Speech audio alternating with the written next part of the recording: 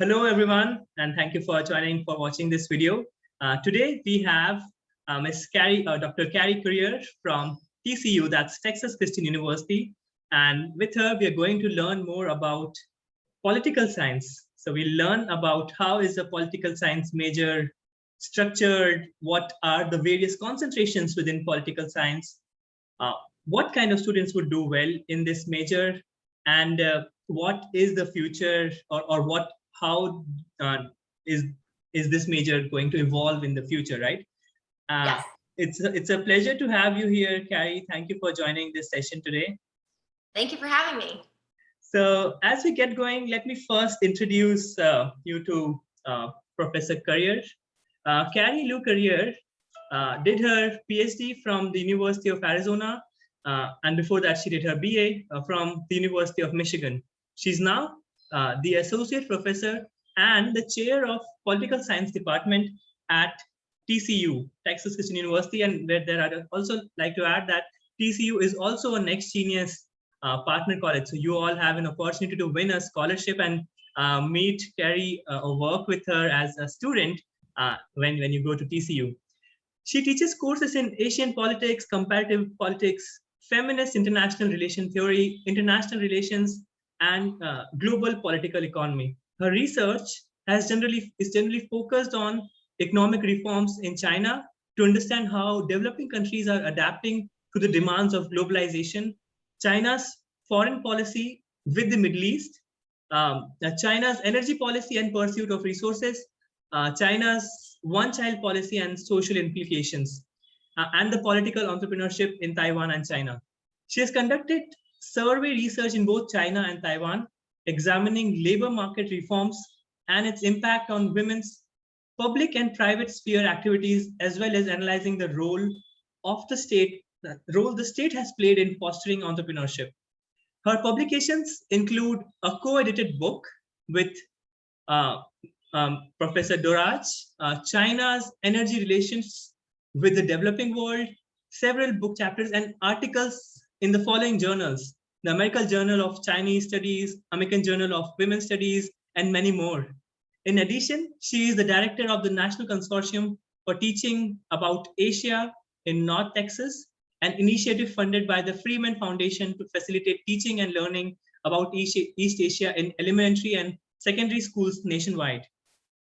She is also active in the discipline regarding diversity, equity, and inclusion, serving on committees related to the role of Asian Americans in the profession and engaging in pedagogical research centered on Asian American and Pacific Islander experiences in higher education.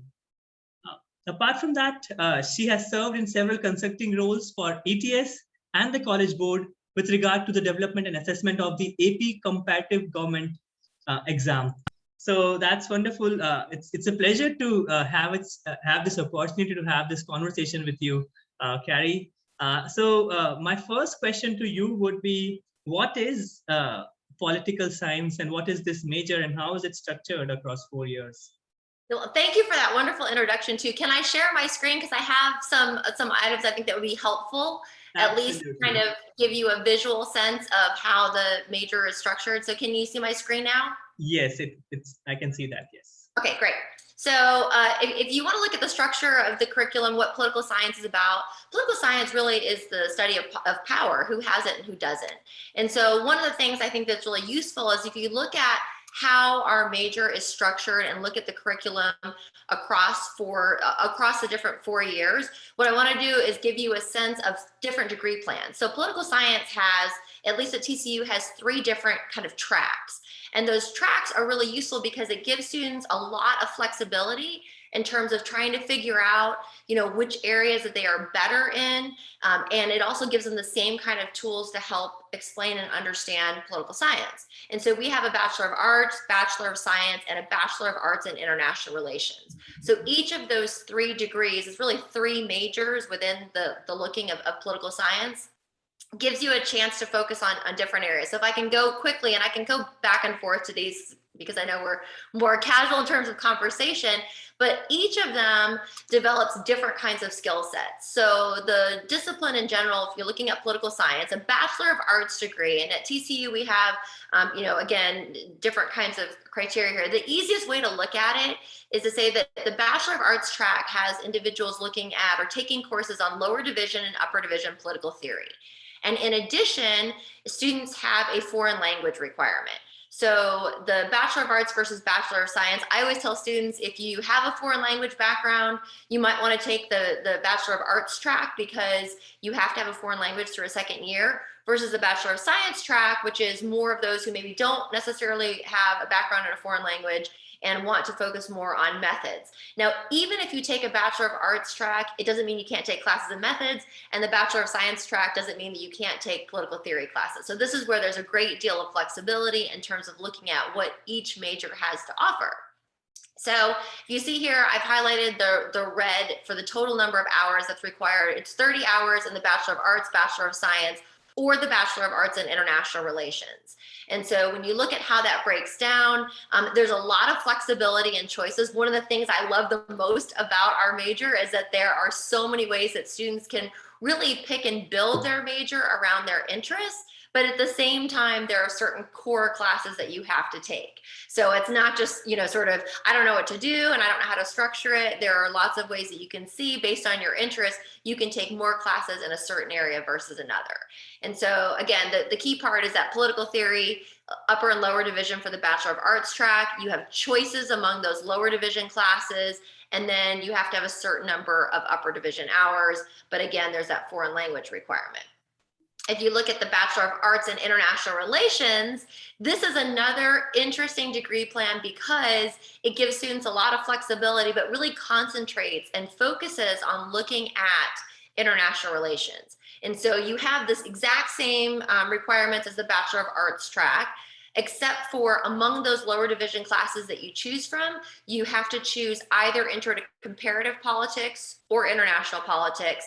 And of those upper division classes, you have to choose among comparative and one international relations course. So you have both those are required among those 15 hours that are upper division. The One extra quick part, question. yes, Right. please. I'm trying to understand what is lower division and upper division. Is it the 1 zeros and 2 zeros classes, something like that?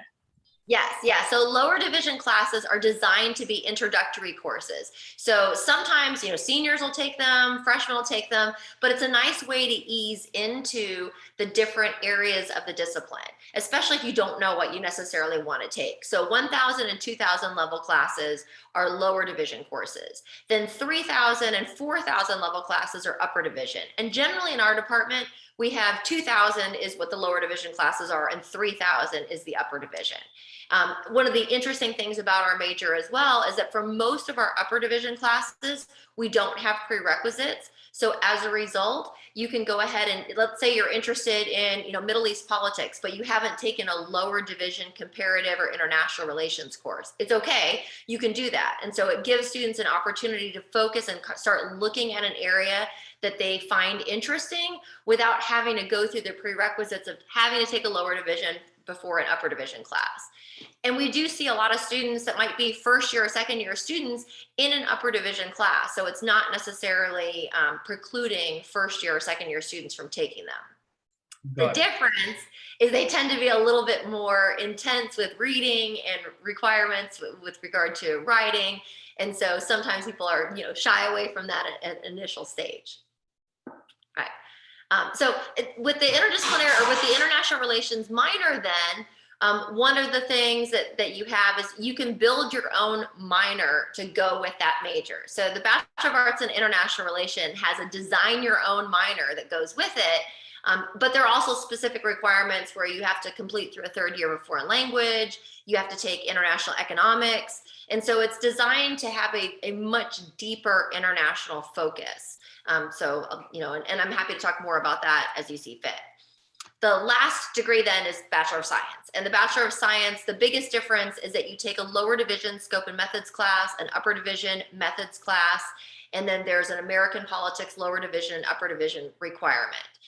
In addition, you're taking macroeconomics and calculus and stats or stats.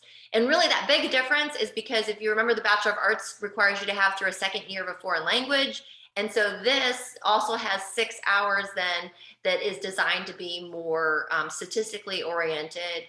And sometimes students will take a Bachelor of Science track because they want to do more sort of the technical components of methods and stats.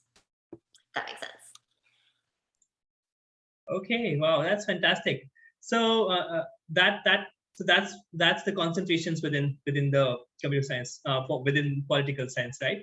So my next question to you would be, what kind of skills do you see the students working upon in their high school, or what kind of skills should the students be working upon in their high school in order to do well as a political science major? Great question. Let me go back 1 second though, because I forgot to mention one of the key parts is looking at the different specific concentrations. And so before getting to that, one of the things that you might think, political science, I don't even know what the different divisions in the field are. And those divisions are American Comparative, International, Political Theory, Public Law, and Methodology. So that's how the overall discipline breaks down into those different components. And so that might help explain a little bit better of the international relations versus, the regular track. So then when it comes to skill sets, I think one of the things to think about is less about what kind of students do well, because I would argue that all students can do well. There's really nothing you need to necessarily have focused on to do well in political science. I think it's more about the skills that you develop while in political science. And so it doesn't matter. I've had students that have had an engineering or science background that then change over to political science. And so you don't have to have a certain math set or, necessarily a certain kind of thinking to take on political science. And we actually have a lot of students that switch over to our major because specifically they've taken it for like a general education or core requirement. They see that we have certain criteria attached to it and they say, oh, I find this interesting. And so what I would argue is that we develop certain kinds of skills within political science that are really helpful for students regardless of what they do in their postgraduate lives. And so the skills that we focus on developing include thinking about politics from multiple perspectives. And so when you think about, politics again is really the study of power.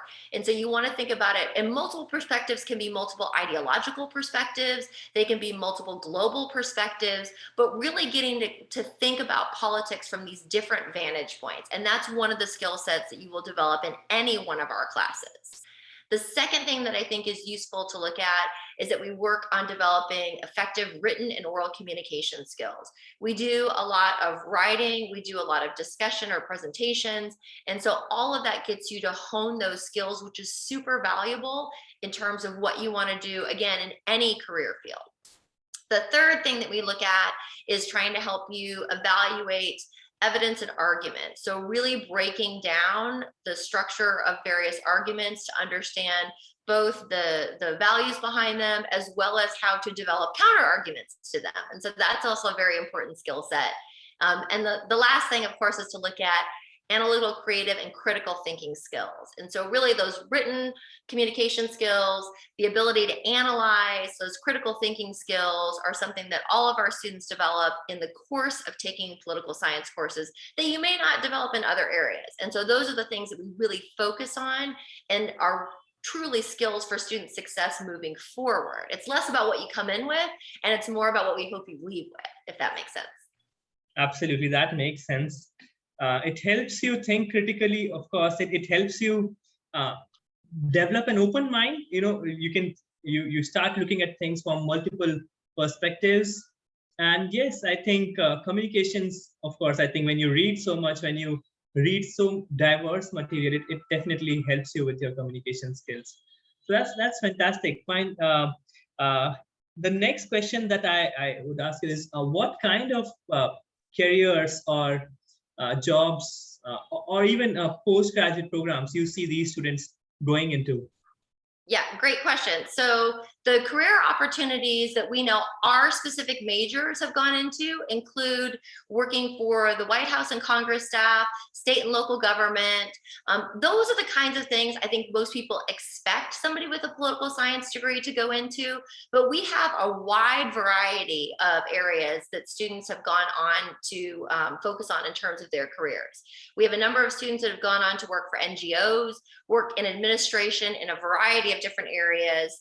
And we're not just US focused, we also have a number of students that have gone on to serve as international public servants. And so again, it gives you a sense of the global mission of TCU, but also the global preparation that our program has helped our students with.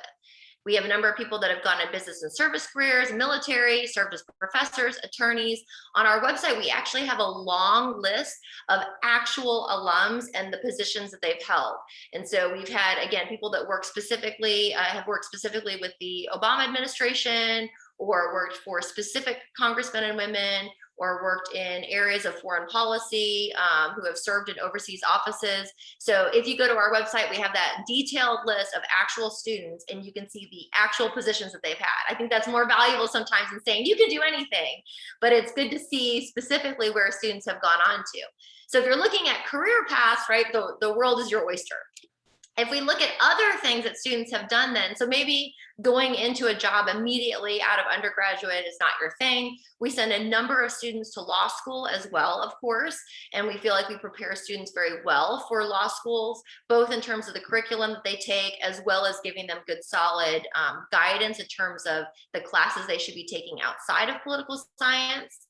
So again, on our website, we have a long list of where students have been placed in terms of law schools. We also have a number of students that go on to graduate programs. So you might say, okay, I don't know if I want to go into a career yet. I want to get another degree, which is very common, of course. So we've placed students in master's programs in political science, area studies, economics, education, international studies. A number of students have gone on to pursue masters of public administration or masters of public policy. And again, as I noted, we're giving you the skill set that you need to succeed in any area. So it's not just in political science oriented master's or PhD programs, but also MBAs or business management, finance. So truly, again, it's the skill set that we focus on developing and honing very well that gives you a lot of different opportunities for your postgraduate career. That's fantastic. I would go a little bit off the topic of the plan. How different are the international relations or the international studies than the political science? I would see that, I would assume that there are lots of overlaps, but then what are the minute differences here and there between them? Yeah, so within political science, international relations and comparative politics are two of the subfields. Comparative politics looks at the politics of specific countries. For instance, I teach a politics of China class. So we look at how China is structured politically, look at the institutions.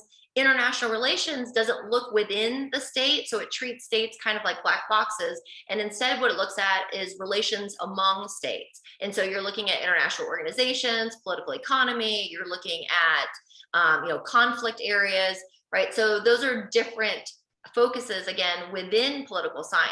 So that's why our degree plans are so good, because you can basically say, you know what, I'm more interested in American politics, so I'm going to take classes that are focused on those areas.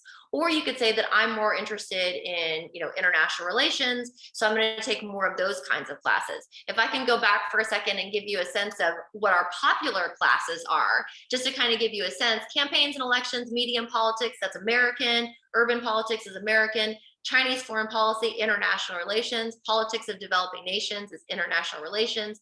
So you have those different components of looking at how it's embedded in political science, that you have an area of concentration. And there are different universities that will have international relations as its own separate program, but truly, again, what we're looking at is politics, power, and how states interact. And so that's where you bring together all of the different pieces. But again, it's one of the ways that students can kind of structure around. If they have a more international focus, they can basically complete their degree with that, either specifically as a BA in international relations or as a BA or a BS, but just concentrating in those areas. Fantastic. Thanks for explaining that so well. Okay, so that brings us to our final question for this session. That is, how do you see this major evolving over the years, over the next few years?